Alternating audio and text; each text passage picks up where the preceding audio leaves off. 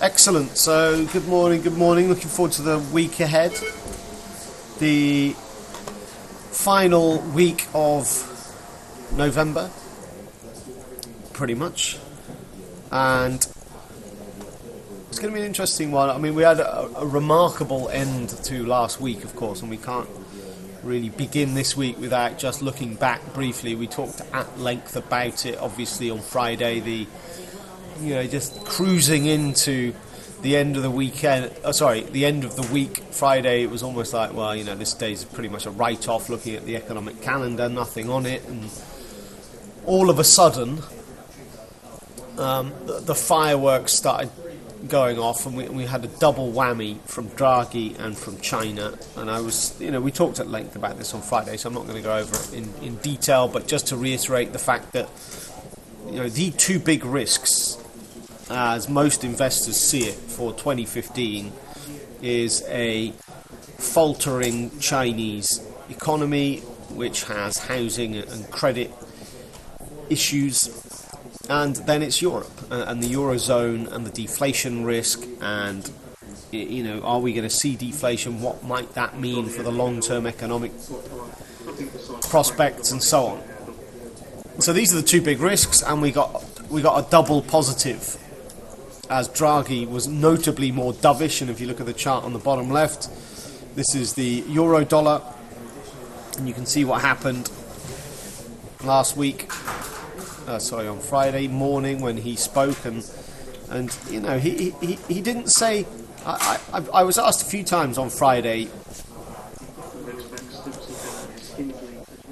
What has he said that's different to last time? He seems to have just said the same kind of stuff. In that, we are prepared to roll out more policy, and he was dovish. But I think the important thing was it was a lot more aggressive is the wrong word. But look, let me read out some of the comments that he made, and then this will help explain myself a little better. So he said that the inflation situation in the euro area has become increasingly challenging, and will seek to raise inflation as fast as possible. We're ready to step up action if needed. Now, those words, as fast as possible, he's never really said anything like that.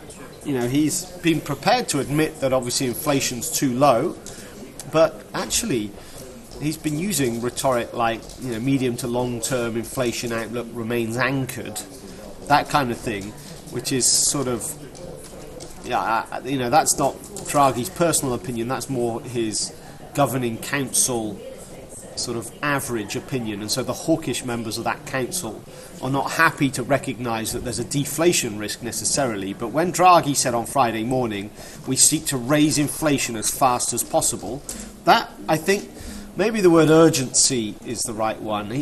Draghi seemed a lot more urgent to get things done. Now's the time.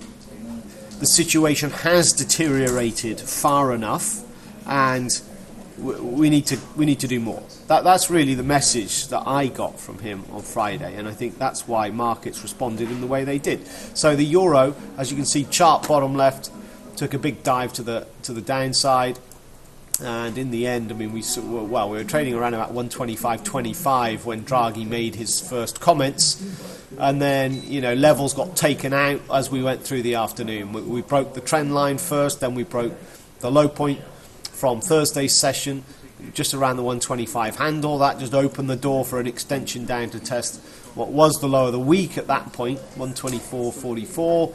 Pause for breath, but the sell-off continued, just at a slower pace. And actually, as we went into the European close, the extension came even further, and ultimately, let me just move this line.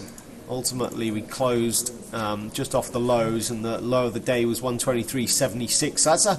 That's a 180 pip, 170 pip move, that, which is none too shabby. And this morning, or I should say at the Asian Open, we actually opened below that. So let's just check on the daily chart here, because this is a big red candle, another great confirmation of this trend line that's been so good over the last, all of last week. The Wednesday, Thursday, Friday, the high of the day, bang on.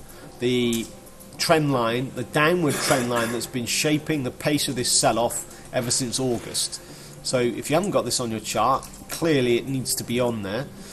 This is on the continuation setting. Now, the low point of the whole move so far, 123.43, the low of the year, set back on the 7th of November. We've already had resistance this morning at the 11th and 14th of November double bottom. And so 123.43, key level. Okay, if we just look out on the weekly, actually let's look on the monthly chart. Where does this thing go if we break that level? Really on the downside, the key medium-term support doesn't come in until 120.50.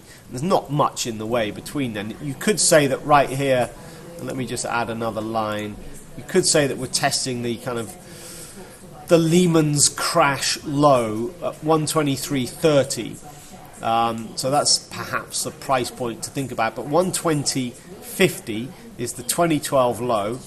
And then ultimately the Eurozone debt crisis lows down at 118.79. There's absolutely no reason why we shouldn't get down to these prices.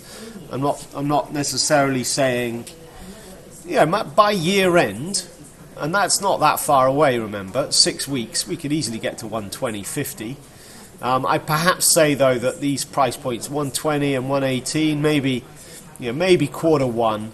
If Draghi rolls out more stimulus through full-on QE, which perhaps might come, perhaps the final meeting of the year for the ECB's next week, and maybe that's just a touch too soon. We'll have to wait and see, obviously, but that's going to be a very important meeting next week. People's expectations have been raised by Draghi on Friday, and he did that intentionally. He knows he's raised expectations, and the only problem now is he's got to deliver. So let's talk about China, and then let's talk about the day ahead, then let's talk about the week ahead.